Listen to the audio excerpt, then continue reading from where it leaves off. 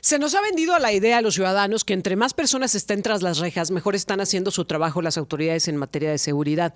Nos presumen el tema de las detenciones y entonces viene a ser un indicador de lo que ya se está haciendo, ¿no? Pero además se habla de cuántas personas están en prisión y se dice, bueno, pues estamos haciendo bien el trabajo, ¿no? Ahí están ya tras las rejas, los delincuentes están detenidos. Sin embargo, ¿realmente es esto procurar e impartir justicia? ¿Realmente es esto garantizar seguridad? Sobre ello ha reflexionado el licenciado Jorge Tizali, por eso quisimos platicar con él en esta mañana. Muy buenos días, licenciado. ¿Qué tal? Buenos días. Licenciado, a ver, hemos conocido estas modificaciones que se han hecho para, yo no sé si decir fortalecer, ampliar la prisión, la figura de la prisión preventiva.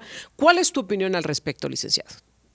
A ver, es un tema que presenta muchas aristas, Erika, y es un tema muy delicado. En primer lugar, hay que tener claro que existen dos formas de prisión preventiva. La prisión preventiva oficiosa y la privación de libertad, la prisión preventiva, pero justificada. Es decir, cuando hay una causa suficiente dentro de un proceso penal para que esto se dé. La prisión preventiva es una medida cautelar y su finalidad es preservar las pruebas, proteger a las víctimas, a los testigos, etcétera, quienes participen en el proceso. En la prisión preventiva justificada, bueno, existen elementos que hacen probable el riesgo en contra de las pruebas o de las personas y por lo tanto se toma esta decisión de restringir la libertad en función de poder cumplir con la finalidad del proceso. La prisión preventiva oficiosa, que está en el artículo 19 constitucional y que es la reforma justamente que se acaba de hacer, son casos en los cuales no se hace esta evaluación de riesgo. Simplemente por el delito de que se trata, se priva de la libertad a la persona. Y hablamos de una privación de libertad mientras dura el proceso. Y entonces, una persona que tiene una presunción de inocencia a su favor, resulta de que va a estar privada de su libertad por si acaso. Ese es prácticamente como lo podríamos definir. Y entonces se convierte en un acto de injusticia. Esa es una de las aristas más importantes, porque la Corte Interamericana de Derechos Humanos ya se pronunció en el caso de México. Tenemos dos condenas donde nos instruye la Corte a cambiar la Constitución y la reforma que se acaba de publicar recientemente lo que hace es rebelarse contra esa sentencia. Entonces, desde el punto de vista de las finalidades del proceso penal y de la justicia, no se está cumpliendo y a la vez con los compromisos internacionales tampoco.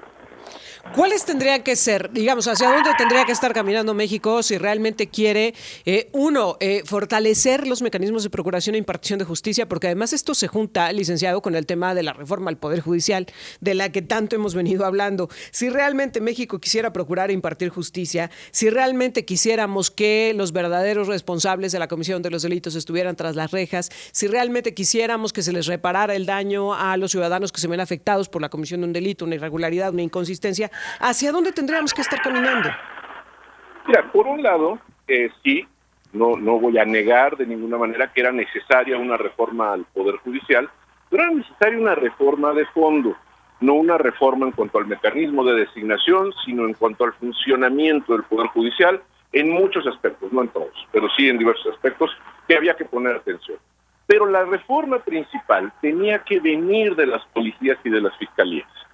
Tenía que venir a fortalecer los códigos penales, las leyes de seguridad pública, las acciones que tendrían que estarse tomando desde el punto de vista del Sistema Nacional de Seguridad Pública para hacer eficiente el combate al delito.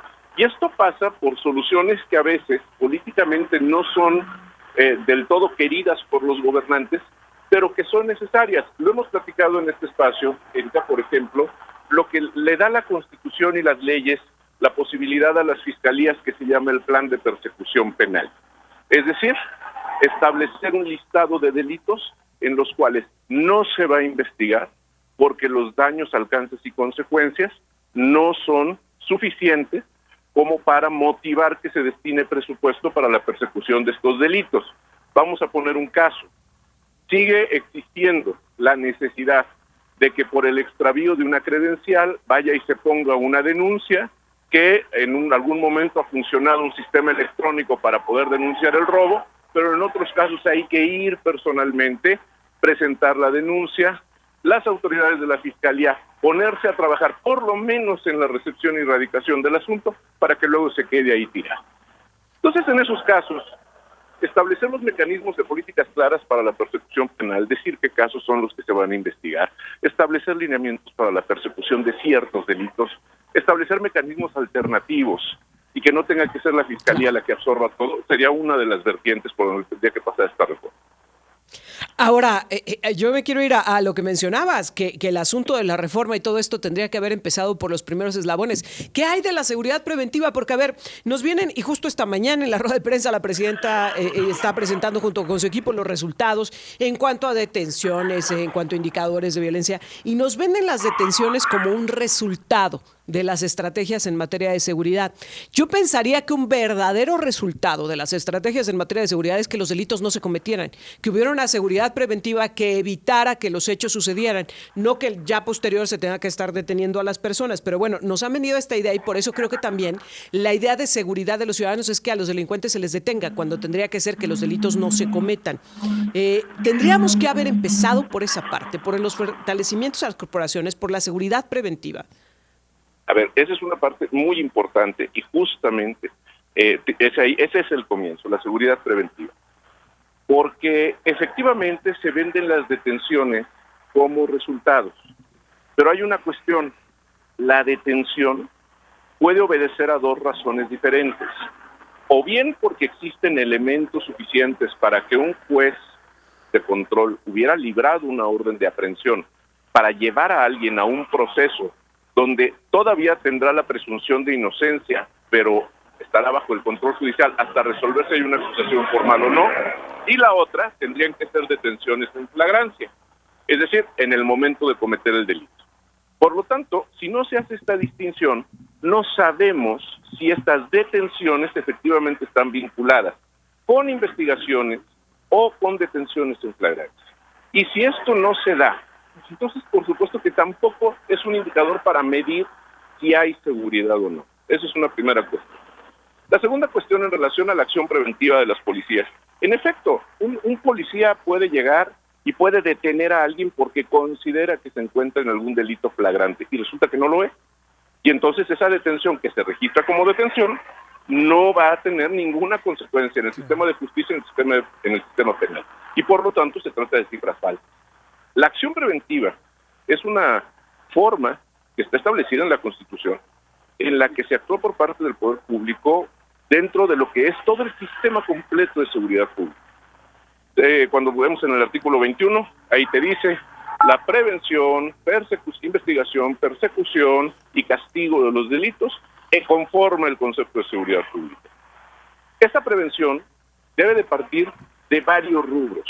Primero que nada, policías municipales, policías estatales, cuerpos de seguridad en general, pero también debe de partir de políticas públicas en donde se permita que los propios ciudadanos participen en estas labores de protección y de prevención. Una educación respecto de la seguridad es fundamental. Y vamos a poner un ejemplo muy sencillo. Si vemos nosotros que una persona es detenida y se registra su detención, supuestamente por flagrancia, en función de un hecho violento, tenemos también en qué condiciones la víctima y el entorno fueron los que permitieron ese hecho violento. Es decir, qué tanto la sociedad pudo prevenir ese hecho violento, que también forma parte del sistema, ¿no? Esta prevención a partir de políticas públicas. Entonces, es un tema bastante extenso, en donde la parte sencilla es anotar números de detenidos y ya. Y es muy rentable, ¿no? Tan rentable que esta administración, la de la doctora Claudia Sheinbaum, había dicho que no lo iba a hacer, y también Andrés Manuel López Obrador, que ellos no iban a exhibir estas grandes detenciones, y mira que lo están haciendo, que lo han hecho. Bueno, a ver, lo que pasa es que claro que es rentable, el problema es que no es eficaz, y el problema es que además se genera un problema adicional, porque al aumentar los casos de prisión preventiva oficiosa, es decir, de prisión preventiva que no tiene duda el juez, porque no tiene posibilidad de resolver en contra y por lo tanto privará de libertad a la persona mientras dure el proceso penal, tiene un costo para el Estado. Claro. Aumentará la población carcelaria de personas que están sin condenas, y de por sí ya son muchas. Pero además, también puede venir a significar este riesgo de aumento por la manutención, etcétera.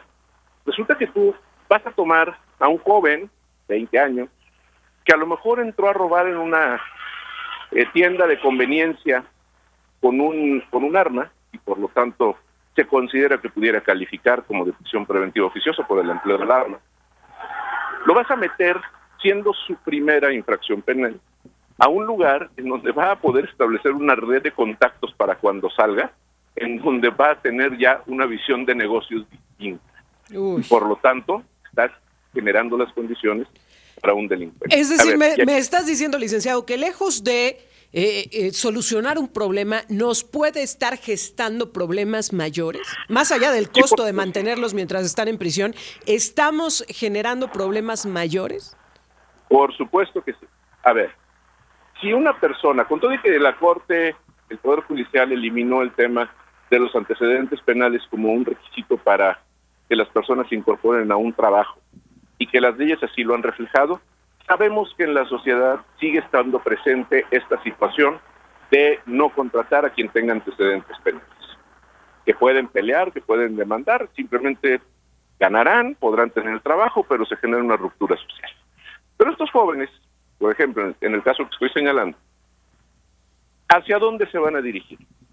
Si van a poder conocer en el interior a gente que ha hecho de la delincuencia una forma de vida y que, si bien es cierto, está privado de la libertad, afuera probablemente forma parte de una organización, probablemente ha tenido ciertas ventajas, tiene cierto patrimonio, y como son delincuentes profesionales, vamos a llamarle así, simplemente dicen aguanta un poquito, al rato sales y te puedes reencauzar por este lado.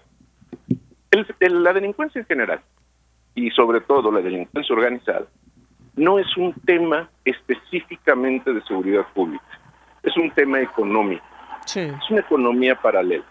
Y simplemente lo que estás haciendo con este joven es que lo estás acercando a los reclutadores de empleo. Así de fácil.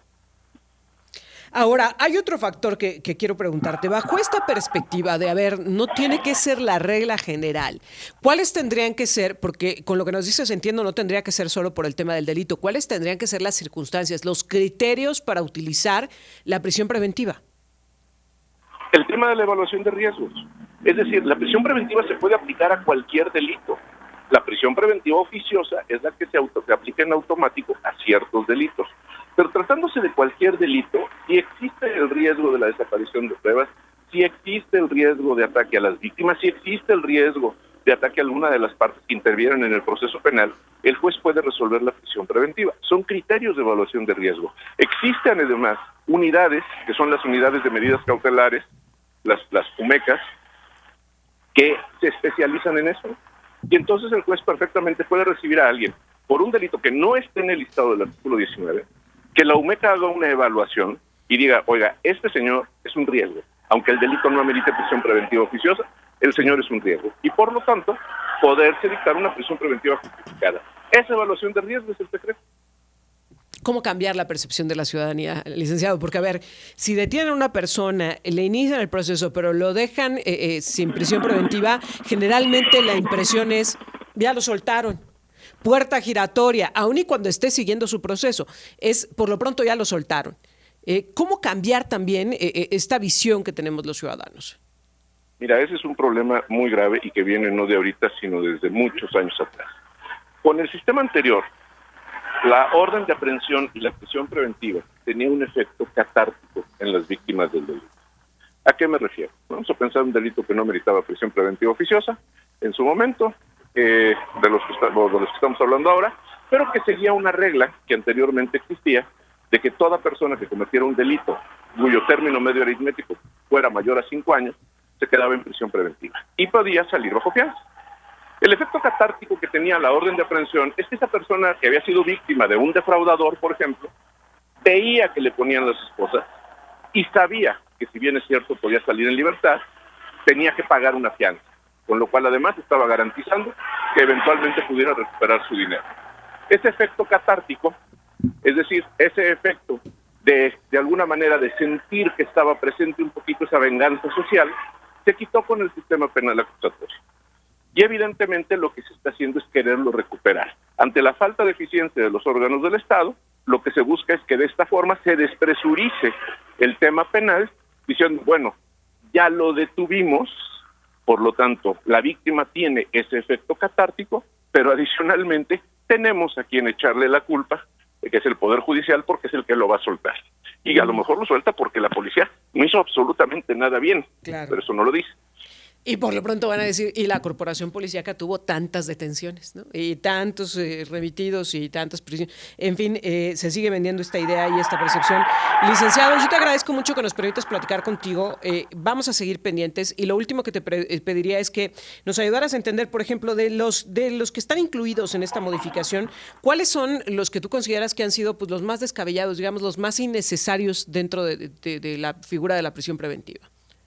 De los delitos que se incorporaron, hay el caso de la extorsión, que es un delito que por su naturaleza, su contenido y su forma de comisión, la definición del delito de extorsión, se va a convertir en un gravísimo riesgo para la sociedad. Porque cuando hicieron esto los legisladores estaban pensando en la extorsión que se da cuando una persona recibe una llamada, le dicen que tiene un familiar secuestrado, etcétera, etcétera.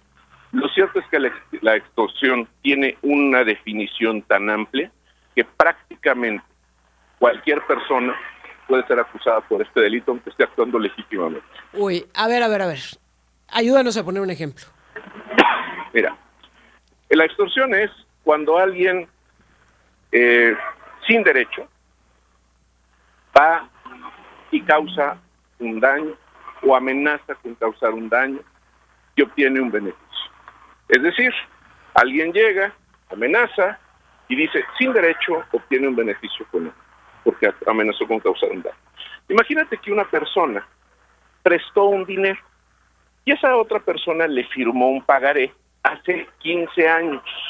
Ese pagaré, esa deuda, está prescrita conforme las leyes mexicanas. Ya no puede ser cobrada judicialmente, ya prescribió porque la deuda ya pasaron los 3 años de vigencia del pagaré y los 10 años de la causal o de la causa que le dio ahorita. Va el dueño del pagaré, va con el deudor y le dice, es que si no me pagas, entonces te voy a demandar, te voy a meter a la cárcel, etcétera, etcétera. La otra persona se asusta y le paga. Como ese pago estaba prescrito, ya no tenía derecho a él.